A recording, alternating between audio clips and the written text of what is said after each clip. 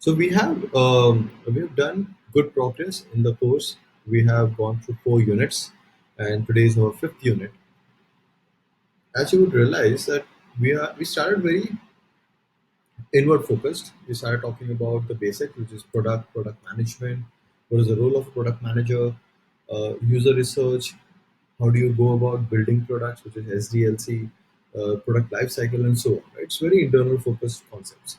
And slowly, with user research, we have opened up our worldview to how things are all around us, how users react to your products, how the and in this today's unit, we are going to focus on how market and how competition views your product and how you should compete or prepare yourself to compete in a pretty aggressive world out around.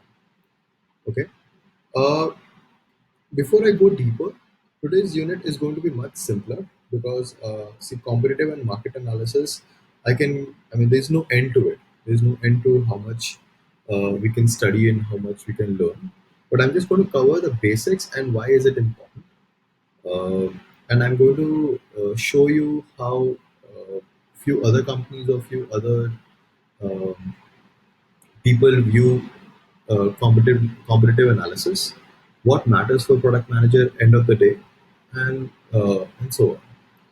Before we jump right in, I would like to just quickly show you, tell you about a few things. So there's SEO.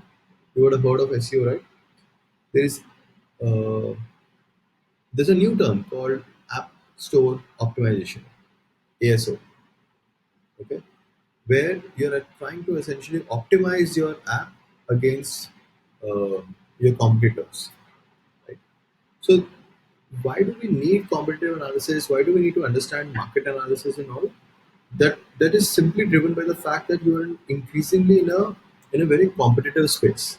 Okay, and you will consistently be unless and unless you hit the the growth stage or the maturity stage where you have a sizable market share, you will consistently be competing, whether it is on the App Store, whether it is you via SEO, whether it is your email marketing, or whether it is purely a product that people are loving or hating, right?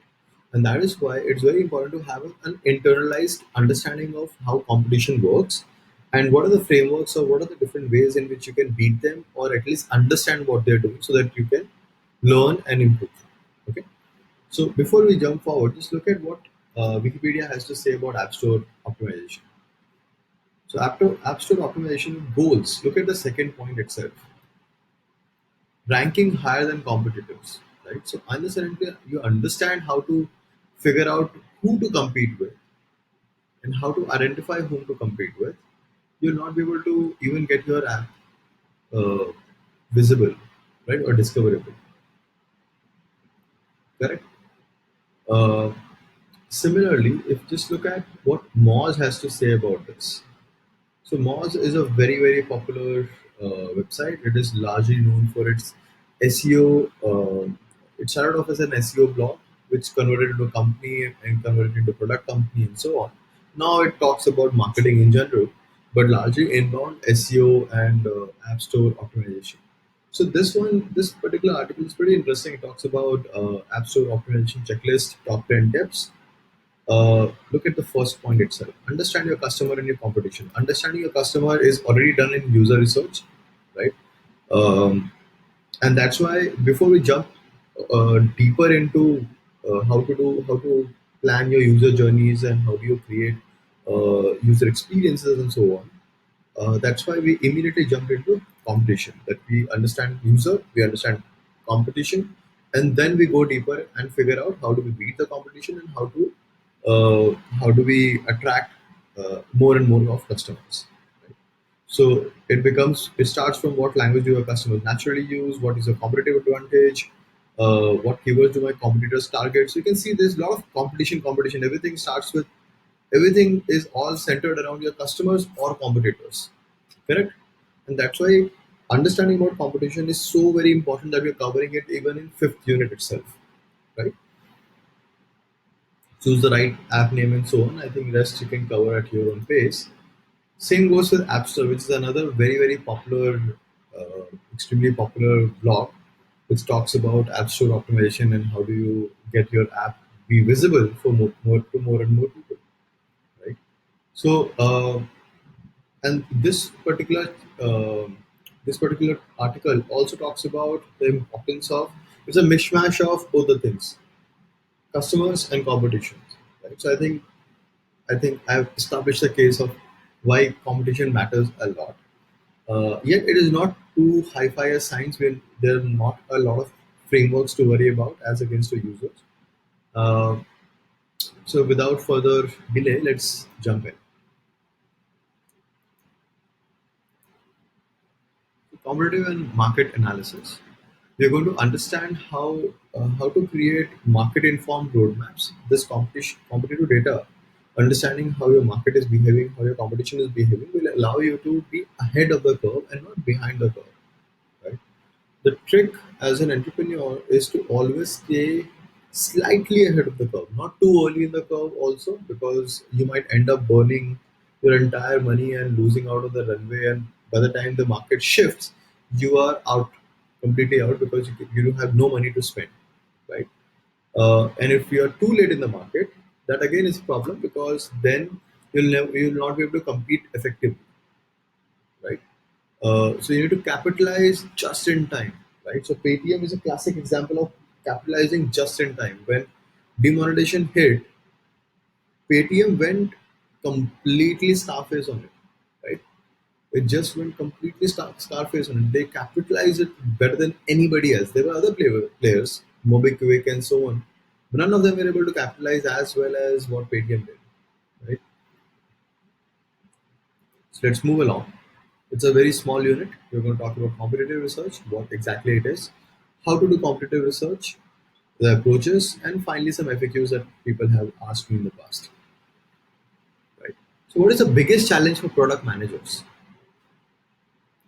Well, as per Mind the Product, which is a very popular, very old blog which covers product and product management, they did a very interesting survey in 2016. Let me just quickly open the survey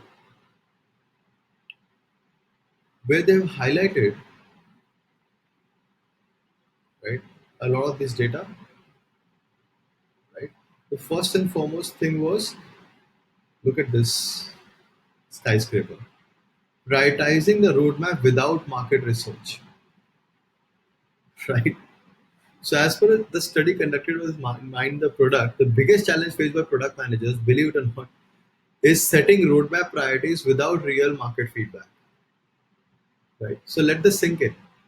Countless number of hours, effort, sweat being invested in building features that have no real market insight or backing. I don't think you want to be the product manager who does this, correct? And that is the reason why I'm insisting that please take this unit extremely seriously, extremely seriously. Um you will have to deal with this if you do not want to fall in this skyscraper metric, right? As per Bezos, and I'm just paraphrasing, nothing flattens a hierarchy like customer feedback, right? Your boss might disagree with your opinions, but it's a lot harder to brush off direct customer feedback. And the direct customer feedback sometimes will be about directly about your product, sometimes it's going to be about your competitor. That hey, you are doing a pretty bad job. Look at your competitor; he's doing an amazing job. He's helping me out so in so many ways. Correct. So be aware, and you do not want to fall in that trap where you're building features without any real customer feedback or market feedback. Okay. So why market or competitive research? Let's go deeper. So as a product manager, when you perform market research, your number one focus is your customer and the market that they are part of. Okay. So your market research is also very customer driven. You're always customer focused. And from that, you diverge or you try to look. So basically think of you clicking a portrait picture in the modern phones with all the blurry and all the bokeh effect and all. So your customer is still in the focus, but you need to understand the background in which he's standing. Correct. Same as your bokeh effect portrait image, right? So market is a blurred picture in the behind. So to make sure it's not blurred, and you have taken a very sharp picture of what your market is, what the customer's market is, how do they look at their market, and so on. Right? So the product manager, all of your decisions should be based on market research after the customer research itself. Without market research, you cannot identify new markets for your product or product line to enter. Okay. You will not be able to tell what your market penetration is. You will not be able to drill down to identify the right target market for your product line. You will not be able to keep a watching brief over the organization reputation in the marketplace and take affirmative action where necessary. Right. So a lot of organizations, for example, when they forget about this, they end up doing super huge blunders on social media. For example, American Airlines is a classic case. Snapdeal is a classic case. Correct. Flipkart also in the early days is a classic case. Correct. So if you do not keep that, the organization reputation falls, and if you are especially in a market where trust matters the most, you will not be able to survive such PR disasters. Identify opportunities for new product development that becomes apparent from gaps in the marketplace. You'll not be able to do that either. Determine, drive, or change the marketing mix. You'll not be able to do that either. And finally, position the market product correctly. Ultimately, you would have all of you would have read about positioning is a key thing, right? How would you position if you do not know what the market looks like, right? Uh, and the market composition is ultimately look at it this way: the customers are ultimately just one component of the larger market, right? So you need to know who you are. Uh, you need to know your customers. That is one, and then you zoom out from there and understand who are the other people who these customers are influencing. Which are the kind of products that these our customers are buying, either as an upsell or as a cross sell or purely as a support mechanism, right? And sometimes your product can actually spawn uh, entire breed of a new product or a complete new category. For example, iPhone launched the um, entire breed of accessories, right? A separate third-party accessories, which led to Android having a very very healthy accessories market. Similarly, cases and tempered glass and all that. These were all the categories or all the things which came up after the launch of these smartphones, right? And considering smartphone as a separate product, these ancillary products became a separate market altogether. And now you know that where your product lies in the entire market and which are the different products it kind of influences. Correct. Okay, so this is so without market research you cannot do that. And why are you doing competitive analysis? One, to try achieve feature parity with your competitor, right? Especially for B2B enterprise products, at a lot of times it becomes very very important to have feature parity. Feature parity is making sure that you have all the features that your competitor is also having. Okay, so it's so that becomes a very critical thing in B2B place. Uh, the second is to win back customers who you have lost to competitor, right? Because, for example, you were slow in reacting to the market, and people actually moved away to your competitor because they were able to do that faster, right? So you would try to win back the customers, correct? A lot of banks are doing right now, for example, because they lost their customers to the modern banks, right? I will not take names here, but you know who we are talking about. Similarly, to win customers who are regularly considering you and your competitor.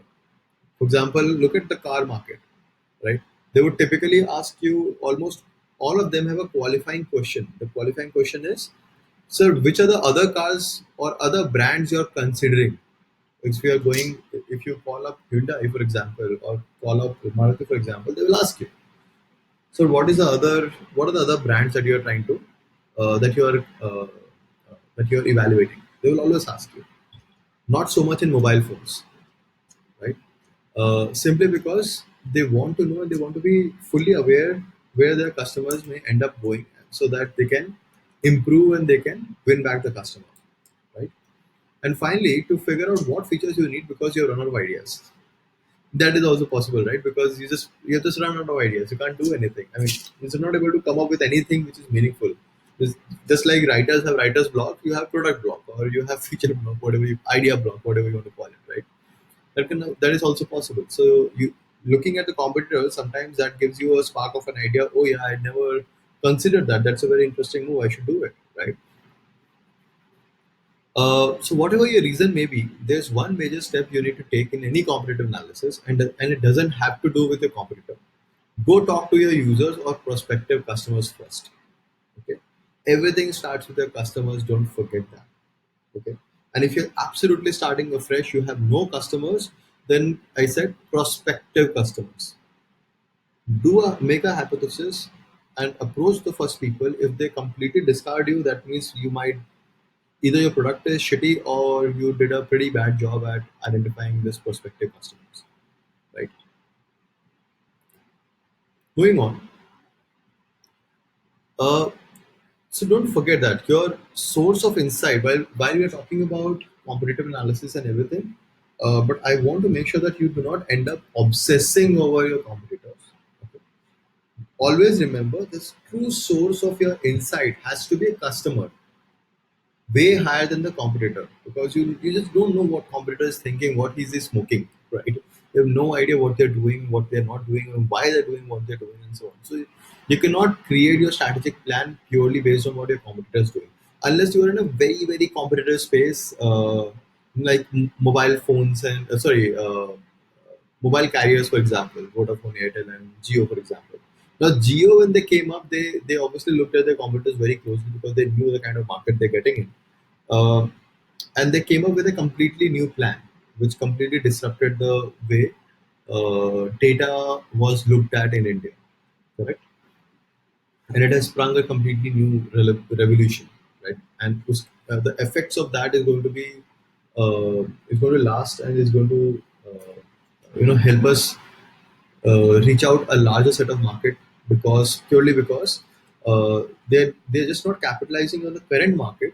Geo's coolness was in the fact that they always look at, or Reliance in general always looks at, increasing the market size itself, because the market is still smaller. We're just talking about urban audience who has access to data. With Geo, suddenly tier two, tier three audience also came in the ambit, right? Which increase the entire competition landscape itself. Correct. So coming back to this slide, uh, your customer is your only true source of insight that will put you ahead of your competitor. Don't forget that.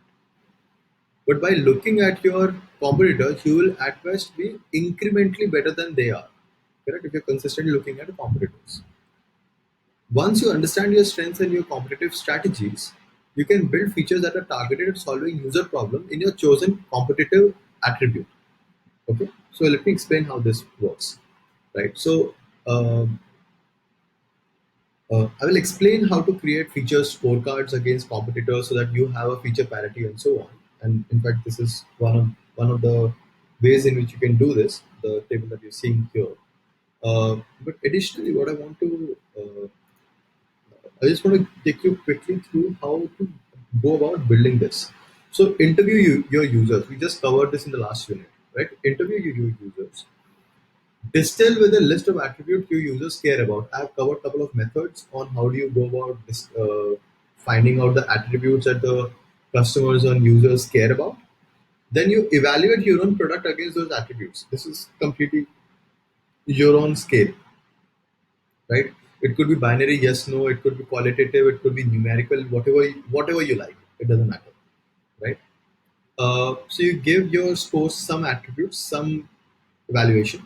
Okay. Then evaluate your competitors against the same attributes. Okay. And then decide which attributes you are uniquely capable of winning against your competition by tagging each with a simple ignore, match, succeed framework, which is this strategy: ignore, match, or exceed. Right? So attribute one, strong, weak, strong. I'm going to go with the strategy of match, which basically means I'm going to make sure that this attribute is matching our competitors. Competitor number two, it should match at least his. Okay. Similarly, attribute two, where we would actually go all out, we will make sure that it exceeds the competition by a huge mile. Okay. The third thing is I'm going to ignore this because yeah, it's okay. It doesn't matter too much. And, the customers are not going to are not paying for this, right? They are. I mean, this is just a by the way feature. Okay. Uh, Moving along. So research is the bridge between an innovator's dream. Now, with the previous slides understanding, you can see that you have certain features that you are imagining that okay, in my version of Instagram, I'm going to build this, I'm going to build that, I'm going to have augmented reality put in. We'll have games in it. We will have we'll have so many tons of new features, right? Uh, But for that, that is your innovator's dream. That is what you're imagining. That is where you would like to be, right? But the market research actually tells you what is happening in the real world. Okay, where your digital product is going to actually live and thrive. So it's very important that you do the kind of market research, you do your user research, and then base your market or competitive analysis on your user research, so that your dream matches the real world. And market research is a bridge between it. You want to make sure that what you're building is not completely thin air. It's not just just your own view of the world. It needs to be based on something real, correct? So for it to actually solve pains, uh, but before we go further, it's very important to understand that um, for market research to actually solve pains, hook users, provide delight, become minimally viable, and capture imagination for your products to be, it needs something that's not inherently hard to create but definitely challenging to get right, which is context. Your entire game of doing user research or market research is to gather this context about your users and then about your market. Okay, that is what matters, right? This context is what will make or break your entire product roadmap or your entire product strategy. Okay. So you need to understand and model the world the product is going to live in. It's just not enough to just model the product. Right? You must understand and model the world the product is going to live in from the user's perspective as well as the buyer's perspective. Don't forget that. Remember the buyer's research also, right? So how does research build context for product management, design, and product marketing? Let's look into that now. So competitive research, let's understand that. Uh, so there is a very popular book called Zero to One by Peter Thiel, where he argues that competition is for suckers, basically in a much more politer way. Competition is for suckers, and you need to aim for monopolies. You need to figure out how to build monopolies, and that is the kind of businesses that are truly disruptive. Well, I would simply, I mean, I don't completely agree with his viewpoint there, because no matter which space you are in, you will always have competitors. These competitors need not be people who have the same product. It could be direct or it could be indirect. It is basically comes down to jobs to be done framework. If you remember in the previous unit, we discussed about this as well. Uh, so, what are the alternatives that customers will have if you start performing badly, if your product starts sucking up,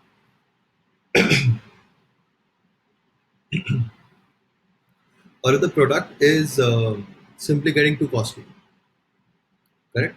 So for example, Geo's beauty was the fact that while the product was not performing as awesomely as Airtel or Vodafone.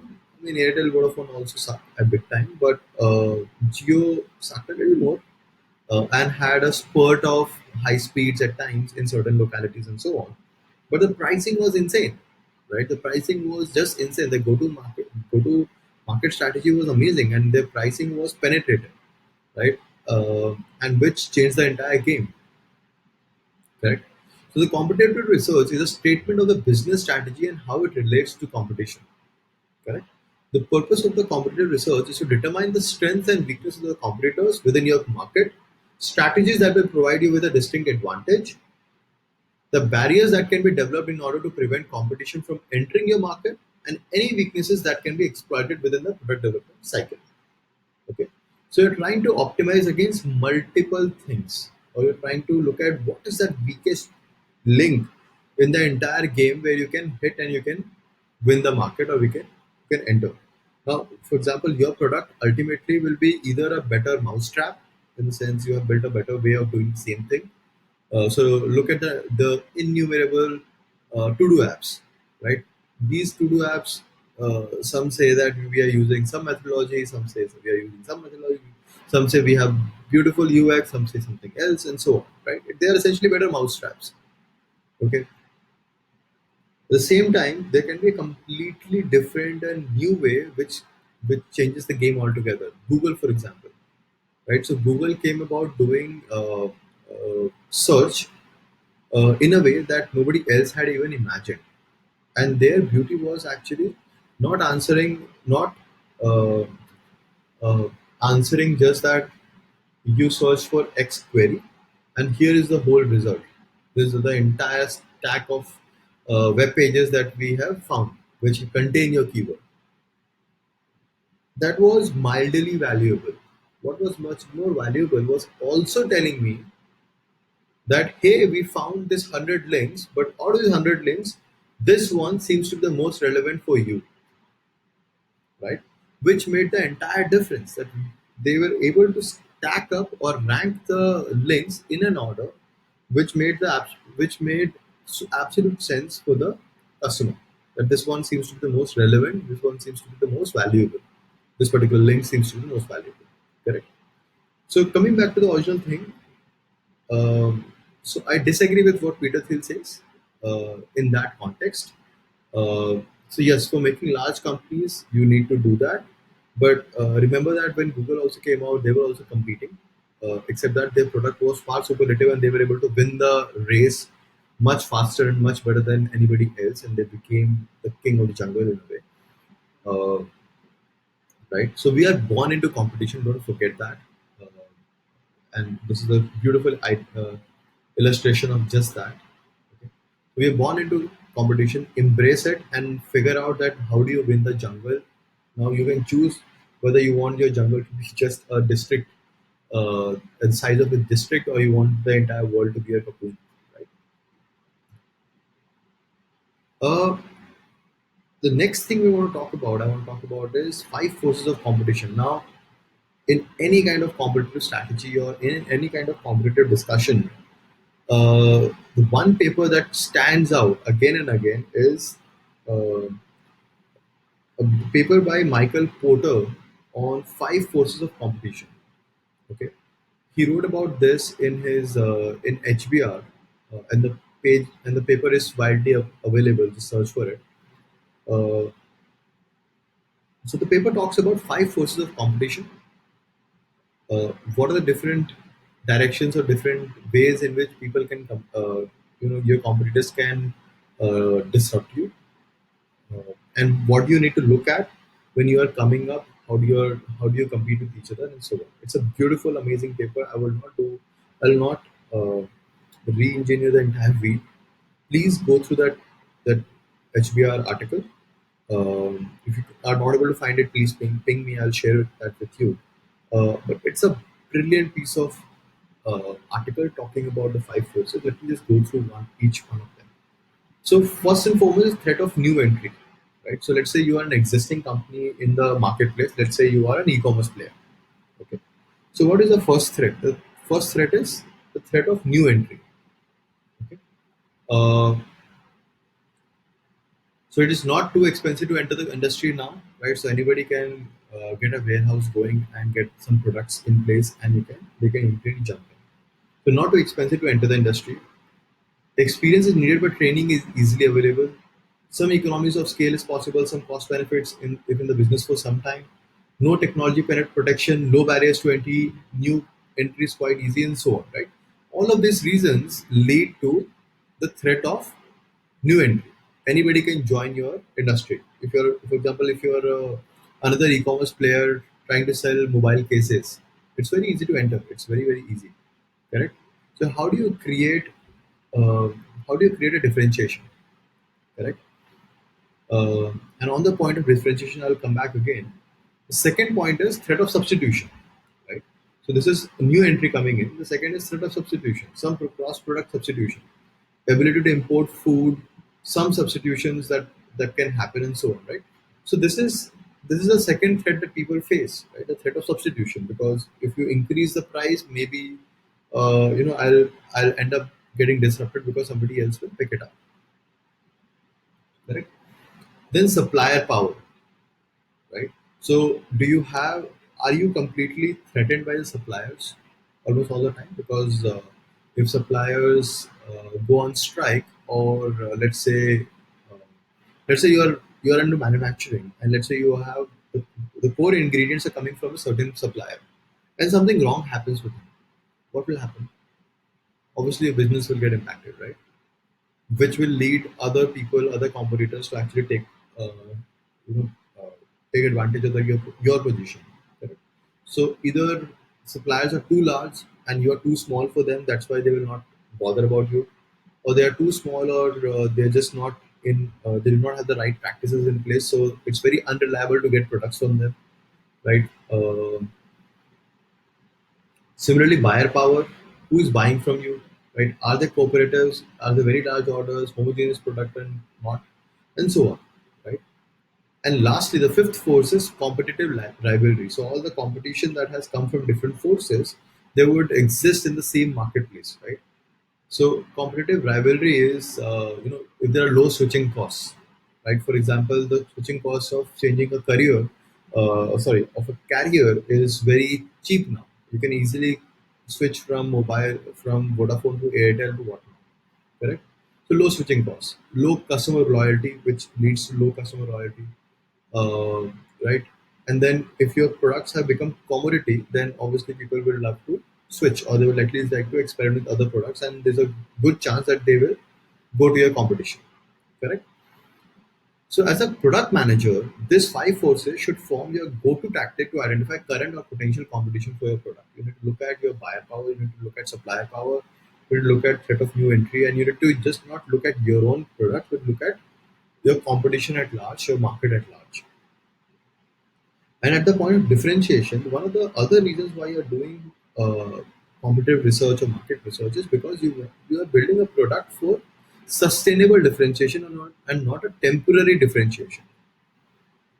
Correct? And that's why it's very important to create strategies which will give you moats, which will give you protective moats around your product. And that can only happen once you have a very solid understanding of the marketplace at large, not just customers. You know? Because this marketplace will also influence how the users are behaving, and how they are looking at their products. Right now, what are the potential strategies to compete for a product manager? What are different ways in which you compete? So one is obviously product, which I've also said a lot of times on my landing page. Right, you need to out product, because you cannot just outspend all the time, right? So you need to outproduct your competition. You can compete on pricing. Pricing is a tricky thing. It's a tricky thing. You cannot always compete on price, because it's a deathly spiral. We all know what happened with e-commerce in the early days, right? Everybody was just it was plain price wars, and it's still going on, which led to people just losing money, nothing else, just losing money again and again. And it's still going on, and I think it's going to go on for some more time. Now that only Amazon and Flipkart has remained, Snapdeal not so much. Paytm Mall is trying to make way, but they're also competing on cashbacks, um, because their model is slightly different.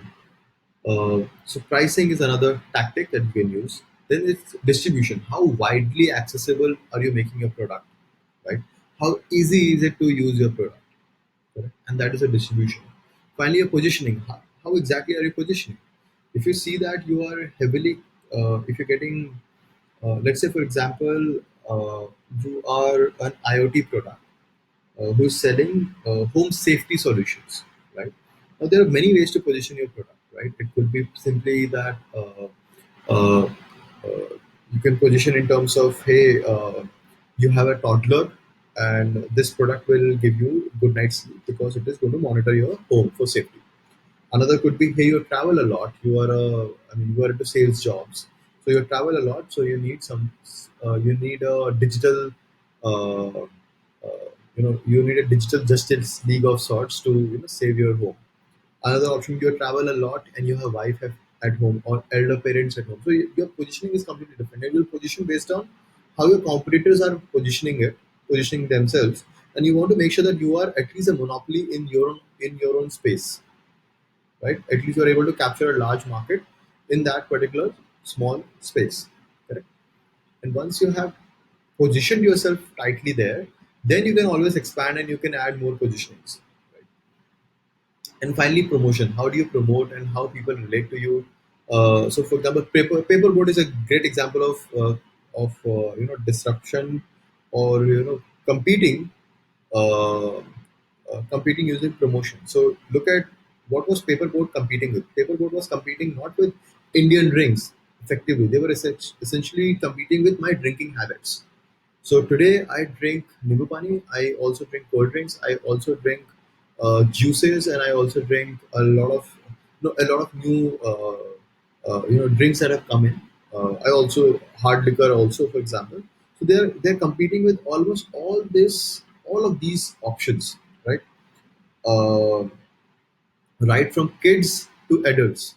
They ended up positioning themselves for millennials, for people who are in 30s, largely, because largely in 30s, that is one. And the second thing is they focus purely on Indian drinks, right? And that's why their entire positioning, their entire marketing was around nostalgia, right? Most of the stuff that they talk about, which is chas and nimbu pani and all that, that is largely driven by what we used to consume when we were young, and our moms used to prepare for ourselves, or dadi ma used to prepare for us, right? Which is no more. Why? Because almost all of us have moved away from our family, right? We have moved abroad, we have moved cities, we have come to urban centers, our families are somewhere else, and so on. Right?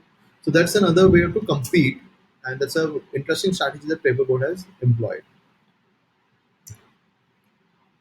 Uh, a word of caution here. So competitive research is not about feature wars. Okay, as a product manager, you, you cannot compete on feature wars. It's just a losing thing. Don't do that. Okay, it's about differentiation, which I just highlighted. Right, you are trying to differentiate. You're differentiating your focusing on value that you are delivering and the competitive positioning, right? So that in the market, when somebody says your product, it takes your name, they immediately have a word in mind, right? So paperboard gives you a certain emotion or certain feeling in mind, correct? And that is a core thing about competitive research. It's not about feature wars. Yes, you need to compete on feature wars. You need to get the feature wars in place, but the core deliverable of this entire research and the strategies that you're going to employ is differentiation, value delivered, and competitive position.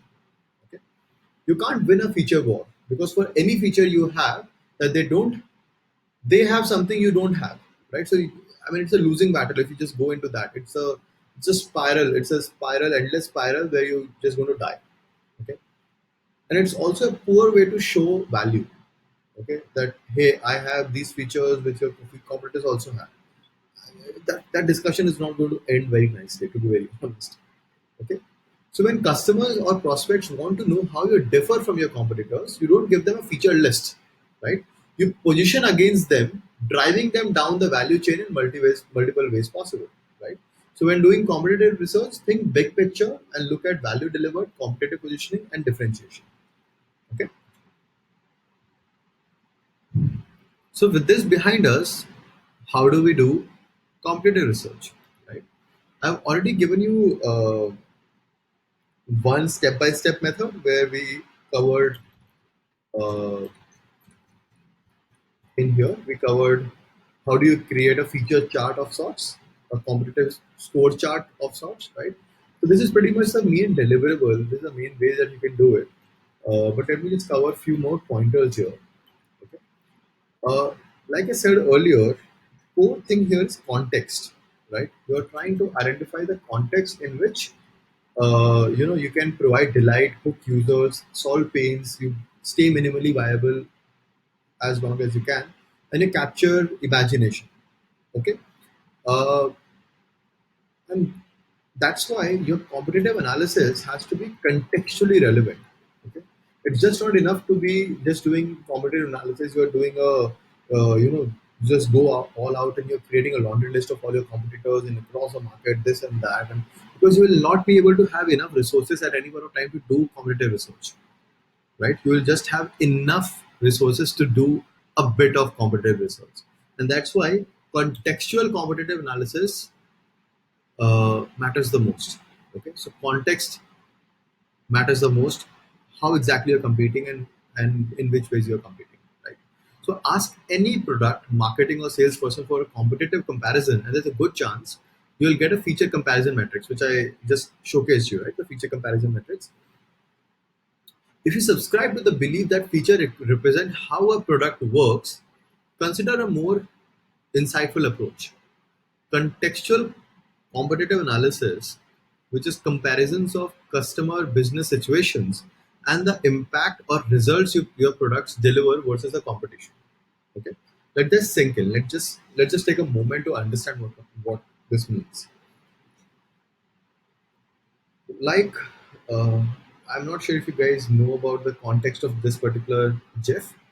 It's from a very awesome movie called Glenn Gary Glenn Ross. It's a tricky name. A brilliant movie. It's all about sales. It talks about purely about sales and real estate market. It's an 80s movie, but amazing movie. If you, and it is very very relevant for what we are just talking about. So it says that when you're selling something, whether directly as a salesperson or when you're marketing about a product or whether you as a product manager, you're figuring out what should be done. You are consistently comparing yourself or your help. You want your customers to be able to see the usage of the product in a contextual environment, in a business situation, in a scenario, in a user scenario, and not in a feature research. Okay, so for example, if a mobile company says we have 24 megapixel camera, fine, okay, versus if they say uh, brilliant low light camera or take brilliant photos even in low lights, right? Which one would move or which one would help customers understand your product and maybe even get interested in the product? Obviously, the second one, right? Because it talks about a customer business situation or customer's user scenario, and that is contextual competitive analysis. You need to understand which contexts matter the most for your users, which you'll understand from user analysis, and then you need to look at for this particular user scenario, which are my competitors. Okay, which are my competitors, and how well am I competing against them? It is just not enough to just talk about a feature list. That is not going to help. Okay. The second point we need to talk about is largely empathy, right? So in this particular case, if you're in the heat of a competitive sales situation, so you are, let's say you are doing a B2B sale, or your sales team is doing a B2B sale and you're the product manager who is facing the heat, who's facing the heat from salespeople that, hey, your product sucks, this feature is missing, we are not able to compete, you need to give me this feature quickly, otherwise we're going to lose this client and I'm going to lose my job and all this jazz, right? So if you're in the heat of a competitive sales situation, what's more impressive to a prospect is your knowledge of feature differences, uh, in electronic communication solutions or your understanding of patient situations in a long-term care facility. I'm just giving an example here. So what matters is, let's say for example you are a BlackBerry, and that is the context that I'm trying to talk about here.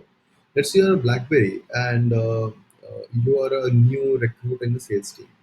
Now, when you reach the hospital, uh, and you were able to quickly outline that, see, this is how BlackBerry communications work better than let's say some other communication protocol and this and that will not impress a prospect, right? What will impress is your understanding of patient situations in a long-term care facility, where these patients may end up threatening the staff member, uh, or themselves, the patient themselves, right? And there will be some protocols that the hospital has to take care of to keep everyone safe, correct? So in which case, certain things need to be taken care of within a certain period of time. So if the BlackBerry sales guy understands this, then he will be able to crack big deals. If he's not able to understand that, then he will not be able to. Correct. This came from a close colleague of mine was the Asia Pacific head of BlackBerry sales, and this came from him. That's why I highlighted it here. So it's very important to have a contextual understanding and empathy about your situation in which the customer is. The next thing is, if you're hammering out your 12-month product strategy roadmap, imagine what's more valuable, right? So, for example, in case of cars, for example, what would be more valuable? A prioritized list of automobile valuation features, or a menu of prioritized business scenarios that help insurance companies retain customers by paying the actual market value for a total car. Right? Just imagine this. What will matter most? Like it's a no-brainer, right? That the second scenario where you have a clear business scenarios outline that will help you in understanding your customers much better, and you'll be able to create a better product, better competing product, right? So I'm just trying to talk about contextual competitive analysis in different scenarios. First was um, first was in general how sales works, right? This is in particular about BlackBerry, and in general about critical communication protocols and channels. This is about cars and insurance particularly. And lastly, this is about, let's say, back office or outsourcing, right? So if you're creating a web page for a new solution, which will happen very soon. For example, when you will launch your own product, you'll have to create a landing page, right? So when you're creating that landing page or a web page, so what's more likely to prompt a buyer inquiry? When will people actually put in their email ID and say that yes, I would like to know what is happening? A competitive feature comparison of back office solutions, or a half a dozen business scenarios that reflect how small office product companies are transforming their business to deal with a shrinking market. Obviously, the second one, right? So it's very important to understand, know about the business scenarios in which users are operating, okay, and then provide the right insights, right positioning, right competition, right communication, so that you are able to compete really, really well in the right context. Okay. So coming back and just emphasizing once more, because I can't emphasize this enough. Competitive analysis at product level as a product manager, you have to solve customer needs with greater impact. That's all you're trying to do, and you can do that only by contextual awareness, right? How they do it is secondary. Don't forget that, right? So in every example above, the ones which we just discussed, it's a simple difference between leading with how versus what and why, right? Trying to accomplish and why it's critical to their success, right? So features will always be a crucial part of the discussion. They should just be the last part. कैसे करना है, how it is to be done, is should always lie behind why and what. What are we solving and why are we solving, right? And that is where the competitive analysis also or research also brings back. So if you want to be better than your competition, do your competitive analysis through the eyes of the customer. Situational or contextual competitive analysis convinces your prospects, customers, and colleagues that you understand the market and business dynamics, which is the what and why. Okay, better than the competition. Features are the icing on the cake that convinces those same constituents that you understand how to use products and features to grow profitably, addressing those customer needs. I hope this is very clear by now. Contextual competitive analysis is what you are worried about. Okay, and that is what you are trying to achieve. Features would follow. Okay. Now, what are the approaches? Well, approach is very simple. Just like the previous, uh, just like the previous research, there are ways to do competitive research. But we are going to stick to some very simple ones. First and foremost is obviously going out in the market and doing a focus group or a set of questionnaires or doing a survey and so on. Okay? So professional marketing research, there are agencies and consulting firms who are professional marketing research companies. So, so professional marketing research, such as focus groups and questionnaires, can provide you with valuable information about your competition. Right. While a marketing research firm can save you time and legwork, it can be quite expensive and simply not a possibility for new and growing businesses, which a lot of us already know about, right? But much of the information you need in order to profile your competitors is readily available to all business owners. Okay? You just need to ask the right things. So, as your business grows and expands, you should consider supplementing your own research efforts with some formal research conducted by for you by an outside firm, right? So, only when you have grown to a certain size, you should get someone else. Otherwise, simply look to hire some interns and go about getting some surveys done. Okay. So let's look at some of the questions that we should be asking. Who are the other companies? What is their advantage? What is the target market? What is the market share? What is the marketing strategies?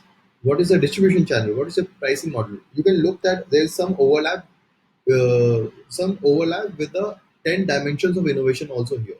There's some overlap here. And that is obvious because ultimately your competitor is also trying to innovate, right? And innovation and competition is tightly linked. Okay, and that's why those 10 dimensions, unless and until you are aware of your competition, you will not be able to innovate, right? You will not be able to come up with a completely new solution because there was already some set of existing ways in which people were doing that job, correct? And you innovated completely because the way people were doing was pretty shitty, it was pretty bad, right? And your competition was doing a pretty bad job at that, correct? And that's why you can see that there's a solid overlap between the innovation dimensions and the questions that you need to ask, or the dimensions in which you need to ask the questions. Okay, are my competitors profitable? Are they expanding? Are they scaling down? How long they have been in business, and so on and so forth, right? A ton of questions that you can ask to identify and figure out what exactly you should be doing. Now, what are the sources to gather this information? Okay. Um, There are a ton of them, and I cannot give you a deep dive into each one of them. Although I have in the speaker notes, you can find a whole lot of information about advertising, sales brochures, and what kind of information you can gather from each one of them. But let me just explain what is primary research and secondary research. The previous one, which is you actually went out and you collected this information yourself, or via interns. This is primary research. You're getting this data out by yourself, right? This is secondary. Then there's something called secondary research, which is done over secondary sources of information. So somebody else has done research, and then you're collecting information from them. Okay. So secondary sources of information are recommended as an excellent starting point for developing a competitive and industry analysis. So you should typically start from secondary research, that is researching across annual reports.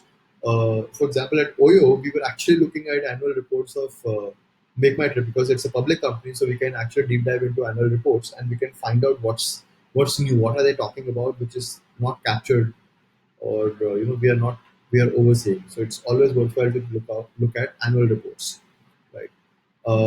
Similarly, there is nowadays there are a couple of sites. Traction, for example, TRACXN, Traction. They share a whole bunch of information about startups and about startup fields, about industries and so on, right? Similarly, um, there's Angel.co, there's Crunchbase, right, which is again focusing purely on how industries are performing or how a certain startup is performing and so on. So secondary sources include information developed for a specific purpose but subsequently made available for public access and thus alternative uses. For example, books are secondary sources of information, as are articles published in journals. Marketing reports offered for sale. There's a huge business purely around marketing reports. So they're offered for sale to the general public. Also are considered secondary sources. Okay. although they have been created for a purpose other than your current need, which is of doing competitive analysis, they're still excellent sources of information and data. With the ever increasing speed of document identification and retrieval through electronic means, which is essentially uh, you know uh, ways in which digital data is available, secondary sources are not only an inexpensive source of information but are readily available soon after publication. Right? Sources of information to gather this kind of information is advertising, sales brochures, newspaper and magazine articles. So I was researching. I'll give you an example about sales brochures. Okay, so um, I was researching on electric vehicles. Okay, that was one of my plans of creating electric vehicles. Uh, and doing my research, while I was doing my research, because it's a competing space, and it's a space in which I need to figure out at least 5 years ahead or 3 years ahead, right? I need to compete in a very, very regulated market as well, right? So uh, the sources that I looked at, the source that I looked at was company blogs, the company's annual reports or earning calls, because if they're where are they spending their R&D money? Are they spending on electric vehicles by now? When did they start spending their money on electric vehicles? I wanted to understand a lot of these things, right? Similarly, the sales brochure of existing electric cars. Um, I did a lot of this research. I even bought some of the books that were available in the market. Uh, Actually, hold on, I'll just show you the book just to give you a sense of to what extent you might have to go. Yeah. So, for example, I bought this book. Okay, this book is the future of electric vehicles in India. It didn't seem like a very reliable book, and it's pretty costly, 900 rupees for basically a whole bunch of uh, data. As you can see, a whole bunch of tables and enough data and all that, which I completely I would say I read paper to paper, made a lot of notes. Uh,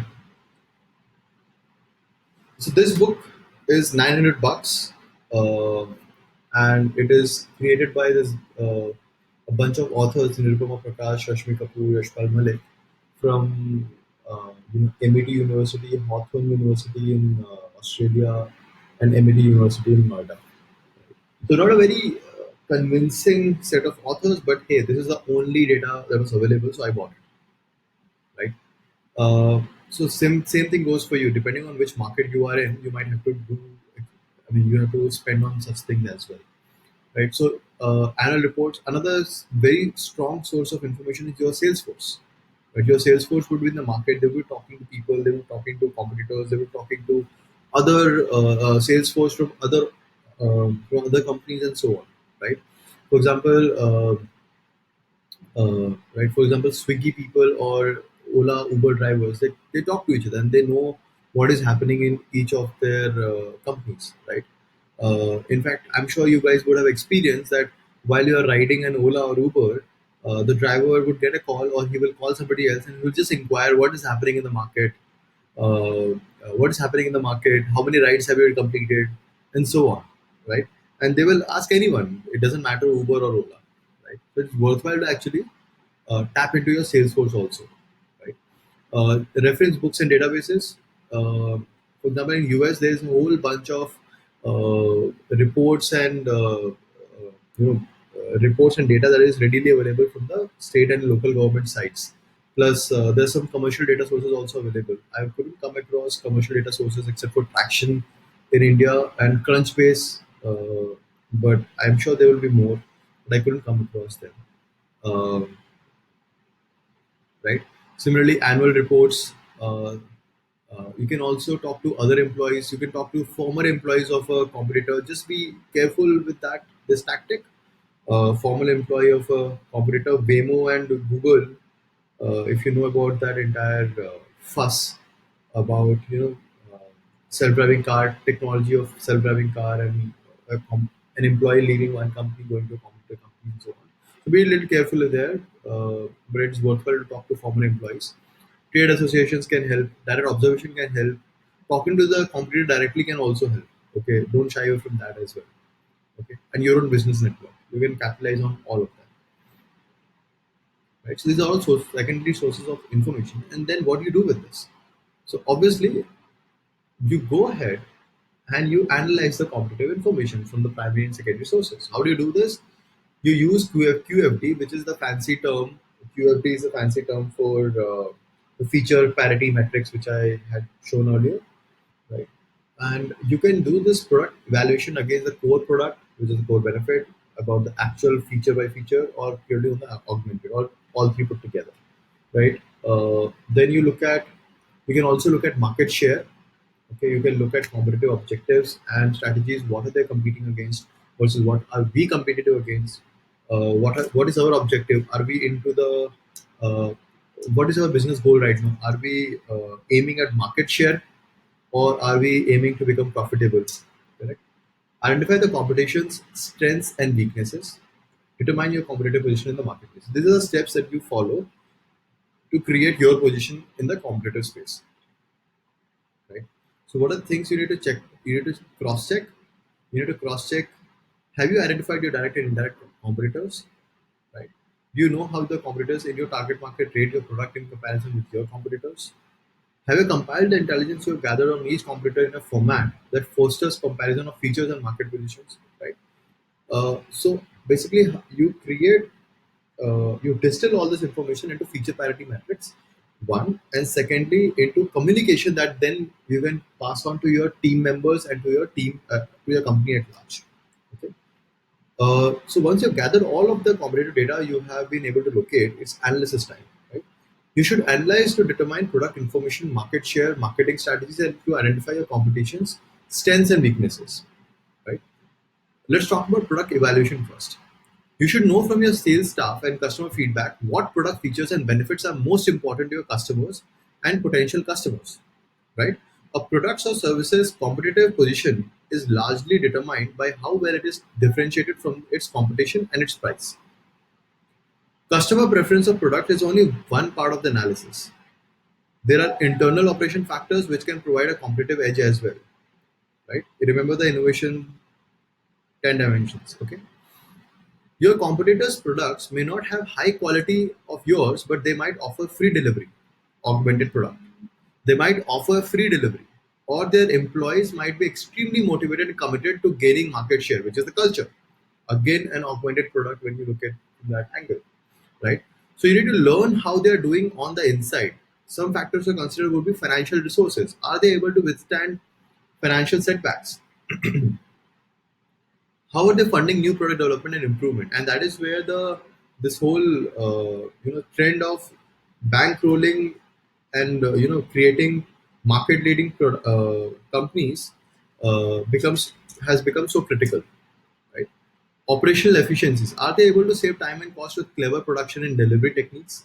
Look at Toyota has a entire, like, there are a ton of case studies purely on Toyota and how they were able to improve supply chain and assembly line internally, which led them to compete very amazingly. What is the product line breadth, right? How easily can they increase revenues by selling related products? So if they're selling the core product, how easy it is for them to cross sell or upsell related products? Strategic partnerships, what kind of relationships do they have with other companies in terms of product development, promotion, or add-on sales?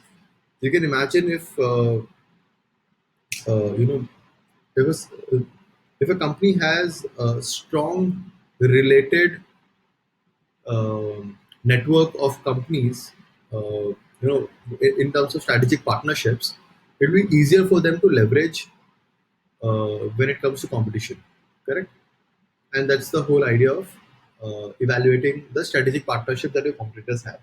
And finally, the company morale and personal, right? So what is the motivation, commitment, and productivity level of the employees, right?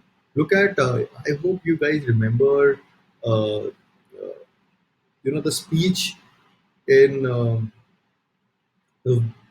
the Wolf of Wall Street, the movie. There's a whole speech about when they were about to uh, IPO or help Steve Madden in doing his IPO.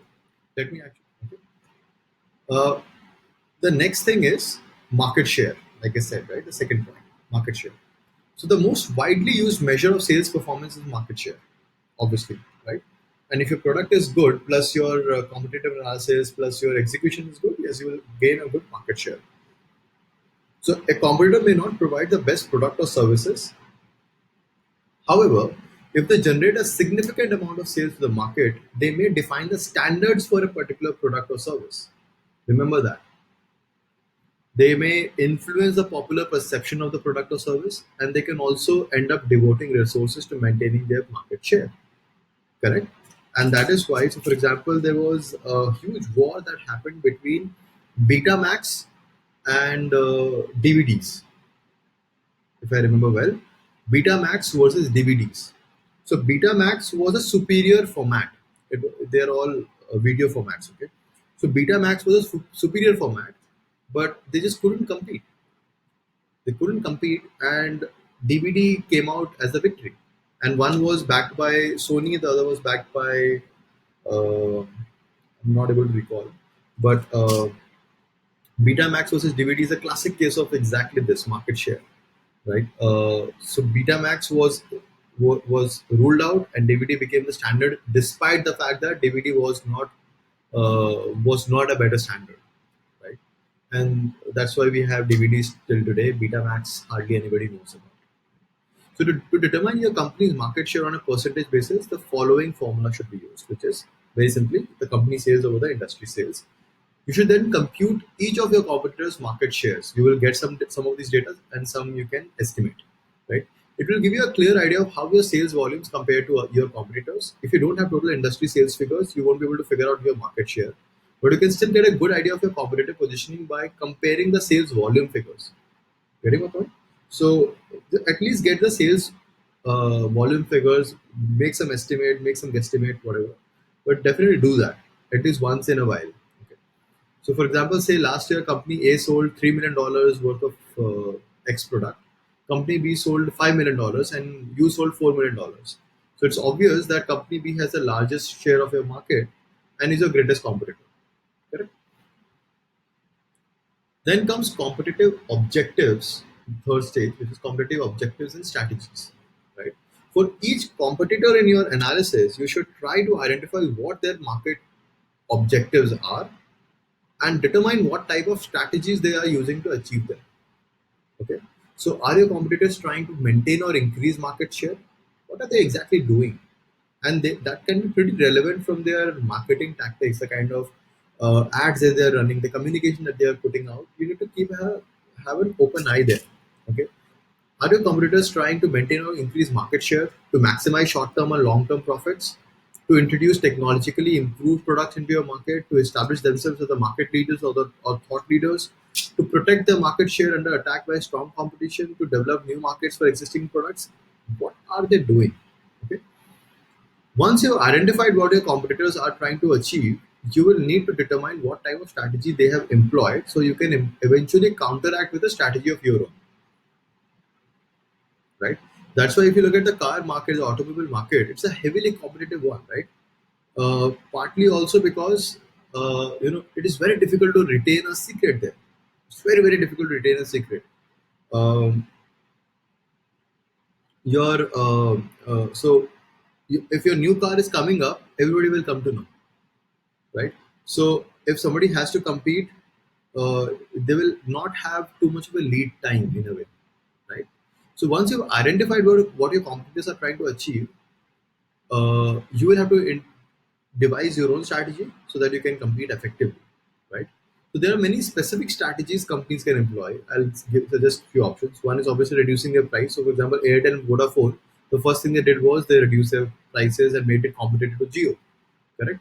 The same Vodafone who would not buzz, like they will have exorbitant packages at 1800 rupees or 1500 rupees, 2000 rupees for a meagerly 2 GB data or something. Now they are giving 500 rupees unlimited data, unlimited calls, unlimited whatever. Why? Because Geo is in the market and it's taking away all their users. Right. The other option is advertising in the new publications or advertising more frequently.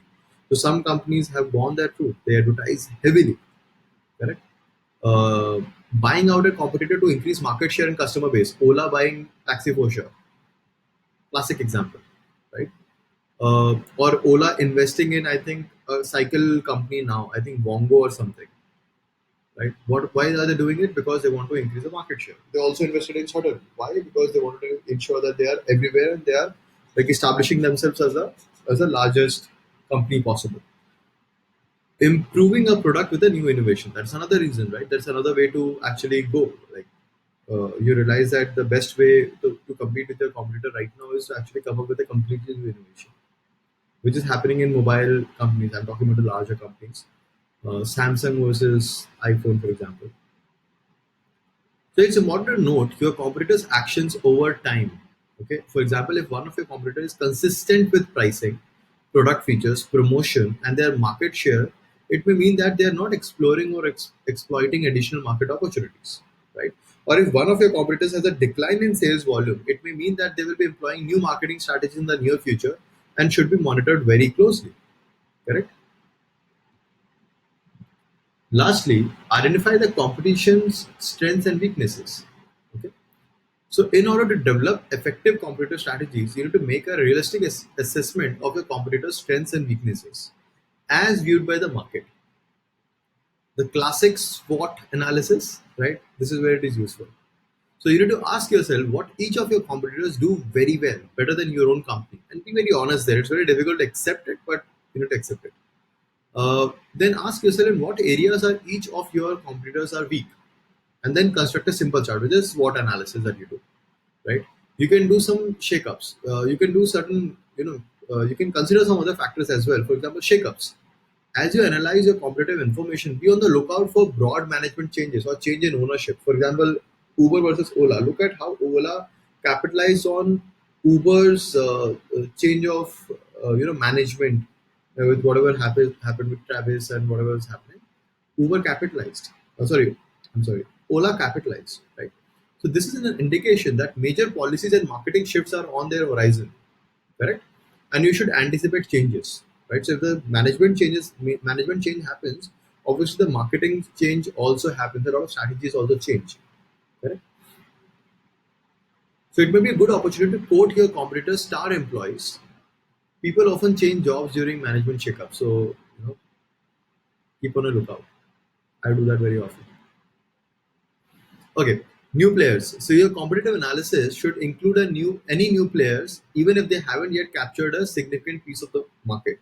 One of the dumbest thing you can do is actually undermining your competition, howsoever dumb your competition is.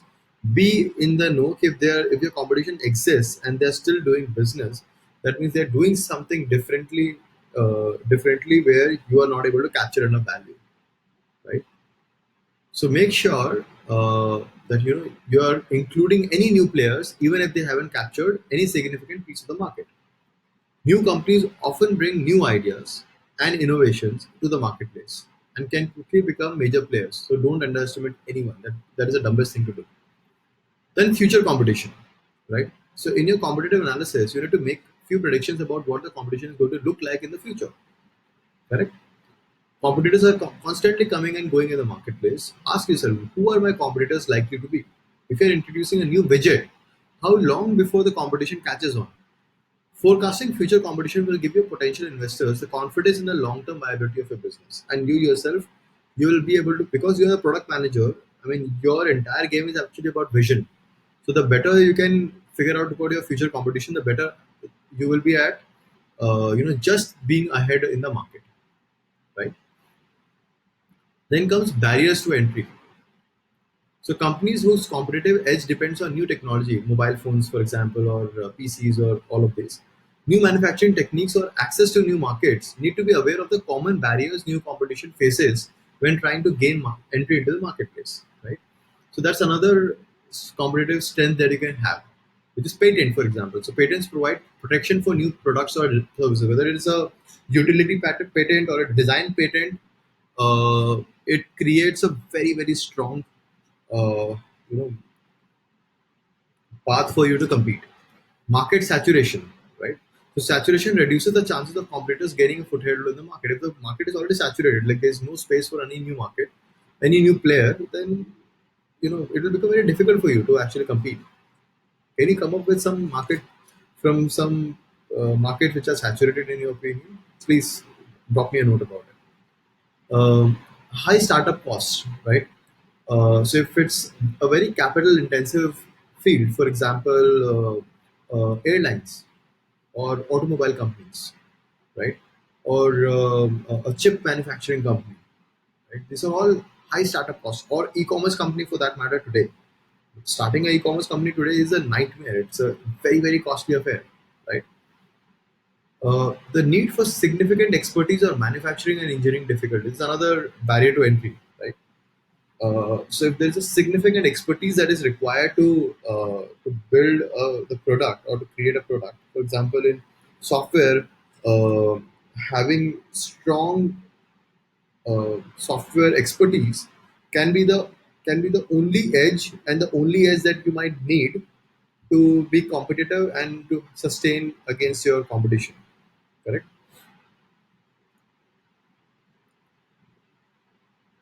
And when you have done all these four things, uh, then you use all of this to determine your competitive position in the marketplace. So by now, it should be fairly clear to you if you're a market leader, one of several followers, or new to your marketplace, right? Uh, Once you've identified and analyzed your competition and understand your competitive position, like whether you're a market leader or you are a follower, right? Because you're second place or 10th place or whatever, or you're completely new to the marketplace. Once you've identified it, you are ready to do the following. And what are those? Identify and discuss key areas of competitive advantage and disadvantage. Review the competitive environment for your product or service. Comment on both similar and substitute products or services. Right? So you need to identify the key areas of competitive advantage and disadvantage. Then review the entire environment for your product and then comment whether you are competing with other substitute products or there are similar products and so on. Right? Summarize the major problems and opportunities facing your firm which may require action. So issues which should be considered include types of market penetration, distribution coverage, product line needs, price revisions, cost reductions, and so on. Right? Or are we doing a lot of products or not? For example, when it's a I mean it's a very popular anecdote. Uh, when Steve Jobs joined Apple once again, one of the first few decisions that he took was he Apple was producing way too many products at that time. Okay, so the first thing he did was focus, and he reduced the entire product line to purely desktops and I think devices or software or something. That's it. That we are not going to build anything else. We're not going to go for anything else. We want to be known for our desktops, and that's it. Everything else was kicked off the list. Every other product was killed, and that helped in, delivering supernatural products in desktop, in iPod, and so on and so forth. Right. That is where the competitive analysis helps. What is the final word on this? You see, competitive analysis as against user research, you can do competitive analysis again on a regular basis, but you can have a little larger, have a slightly larger cadence.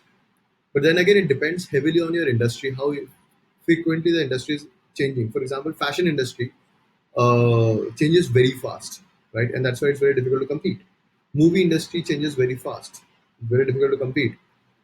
Similarly, the case, the telephone case, sorry, the mobile case, that industry also changes very fast because phones themselves are changing so fast. Their form factors change, their the camera position changes and so on. So it becomes very costly to actually consistently do tooling and keep investing in tooling because you just don't know how much you will end up selling. So that's again a very competitive space to be in, and that's why you'll have to, given the pace of the change of of the industry as at large, you will have to do competitive analysis pretty frequently, or you have to create almost an engine of sorts which gives you competitive intelligence pretty fast, right? So depending on the market, you have to do it within 2 months or every once a year. So consider employing a college student for the summer or create student internship positions to fulfill the task if you are in a smaller company. You must remember that your competitive research and analysis is never finished, just like user research, right? This is ongoing rather than a one-time process. Your competition can change quickly. New players can emerge tomorrow. The economy may upswing or downswing at any moment. It's only when you clearly understand your competition that you can evaluate your own market position. Look at Kodak, right? It killed itself purely by undermining the competition and just not going with the market, correct? So only when you understand the competition, you will be able to evaluate your market position, and you will be able to then exploit the weaknesses to your competitive advantage. You'll be able to exploit them to your competitive advantage and seek to improve your own marketing efforts. Right? I've shared some checklists which will help you. Plus, I've also added some websites that you can read, some study material in this slide in the speaker notes. Please have a look. Uh, Top three things. If you are absolutely pressed on time, what are the top three things that you need to do given all the stuff that we have covered? Step by step. You Question number one is what are customers trying to get done, which is essentially jobs to be done framework. It relates to that. So you make a list of user scenarios. Okay.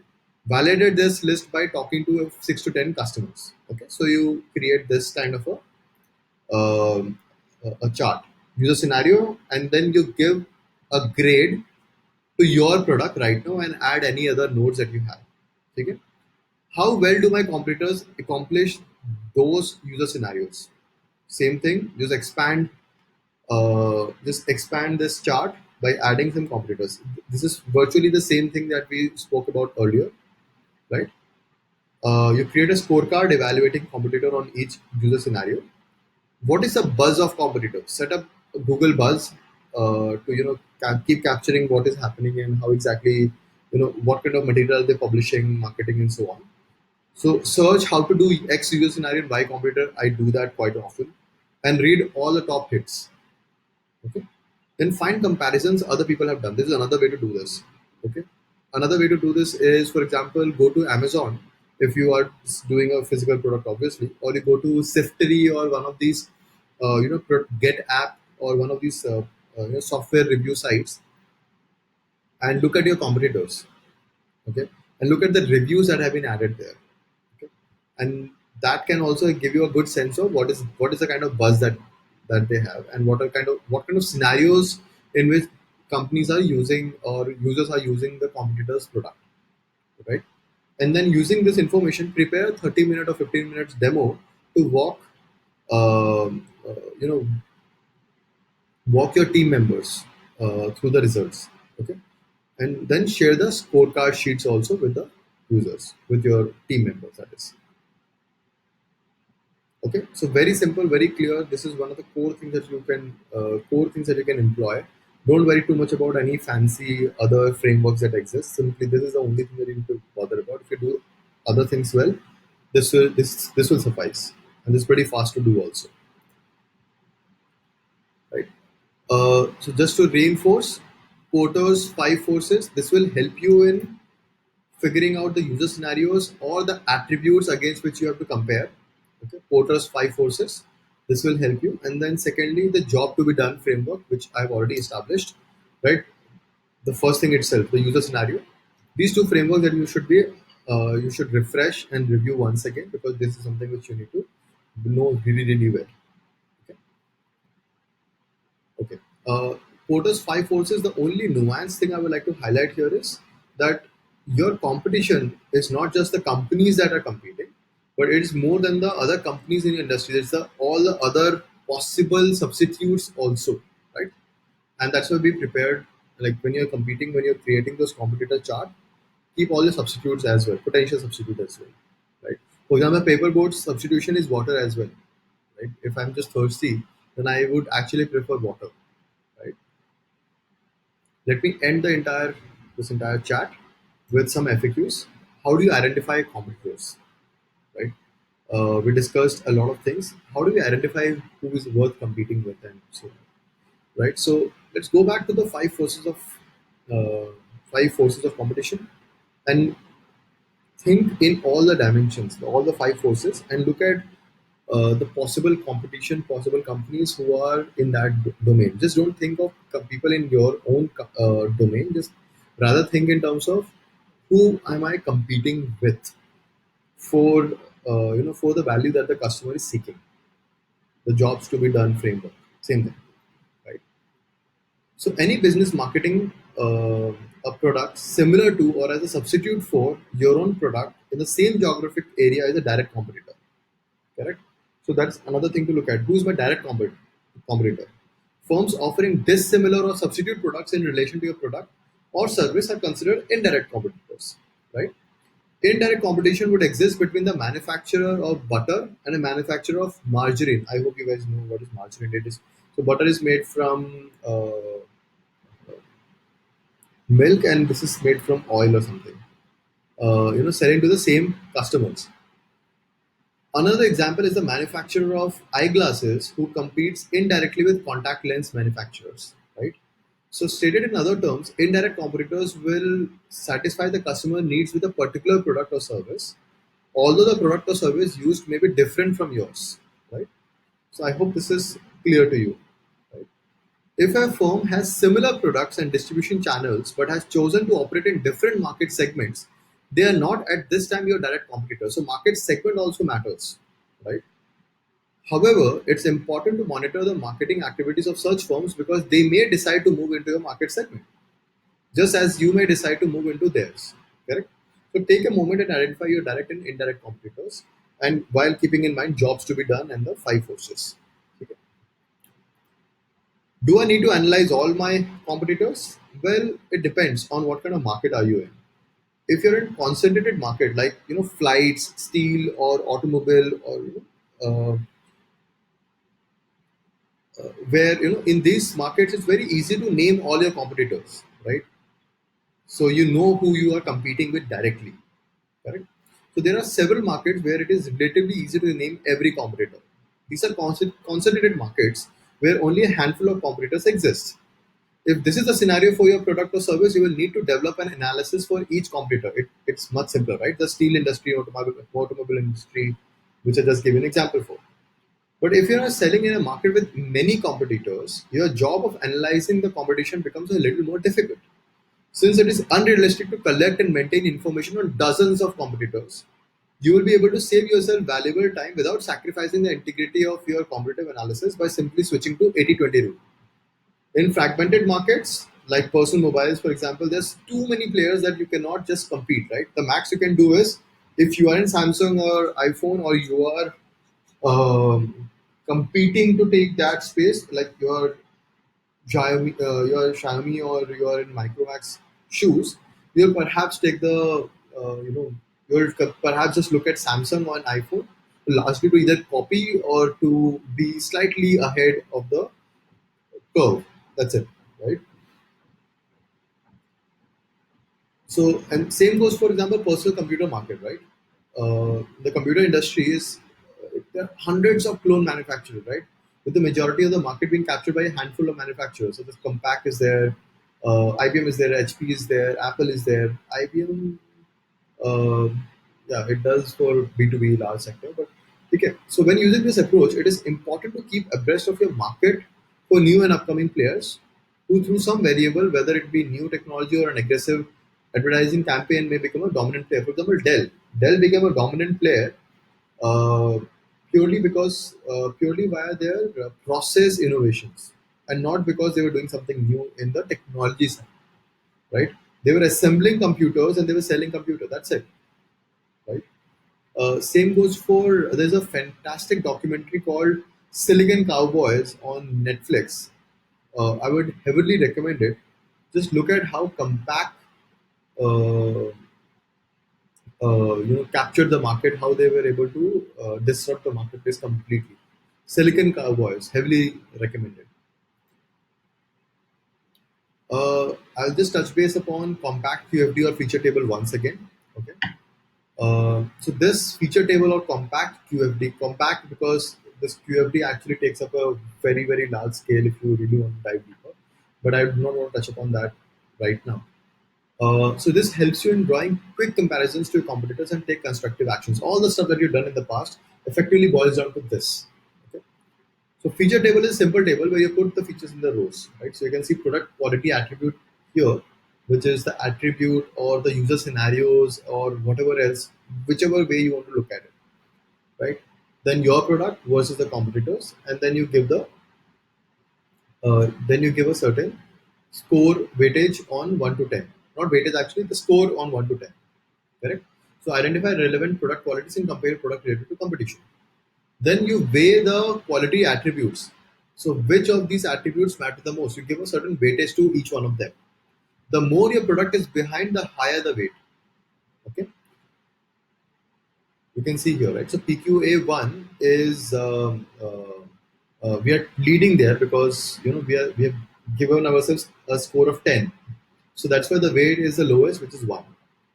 PQA2, we are not performing that well, and that's why the weight is very high, right? And then you can, so this is also a way that this QFT or this competitive analysis can convert into a prioritization exercise, right? Now, this prioritization can happen on the product level or in the marketing level or in some way, but at least it gives you a strategy as to which direction you take. Then enhancement one, that we can do X, we can do Y, we can do Z, we can do A, and if we do X, the enhancement one, I'll give her the outcome a score of 4. While if we do enhancement 3, we'll get a score of 10. So this way, you can actually create some sort of a map against the different quality attributes, and you can come up with this idea that if we do this mix of things, enhancement 4, whatever that enhancement is, it could be a process improvement, it could be a product improvement, it could be a feature improvement or whatever that is. Enhancement 4 seems to be making the highest impact across the board. Correct. So this is the power of having feature table and using compact QFT. Okay. Okay, let me summarize. So, what do PMs ultimately care about? Right. So, I spoke about competitors, I spoke about market analysis, and so on. Uh, as a product manager, ultimately, it all boils down to consumer lens. Don't forget that. You need to have, you should not lose focus from your consumers at any point of time. What is your user saying and what is it doing, right? That should guide your plans and nothing else. Okay. If you're doing this really well, then you won't have to bother much about your competitors. You should be aware of it, but you should not be paranoid about your competitors. Okay, there, right? So while I can understand that all of you would be very customer centric and you'll be asking questions to your customers and everything, but there will be gaps in your processes and you would lose out on some of these things. You will not be able to keep a pragmatic approach perennially, right? So you should at least keep an eye on your competitor to ensure that you are covering your blind spots well. So if your competitor has launched a new feature and the users are loving it, it is important to understand why the users are loving it and then apply basis your company's philosophy, right? Blind copying doesn't work in most cases unless in plain and simple commodity markets, as you would know, right? Uh, Long story short, all these fancy charts and comparisons are supporting actors to your prime protagonist, which is your customer. So don't forget that. That's it, guys. With this, we come to a closure to the another unit, which is competitors and market analysis. It's a fairly simple, straightforward concept. Focus on your consumers and be aware of what's happening in your market. Identify your competitors. Identify who are your direct competitors for which people will immediately switch. Identify your indirect customers. Indirect competitors. Identify how you can how you can create uh, sustainable differentiation and use the 10 dimensions innovation very fruitfully here because that will matter a lot in here. So that's it, guys. Hope you liked it. Please feel free to drop me a note or a question of any kind. I'll be happy to answer. Take care.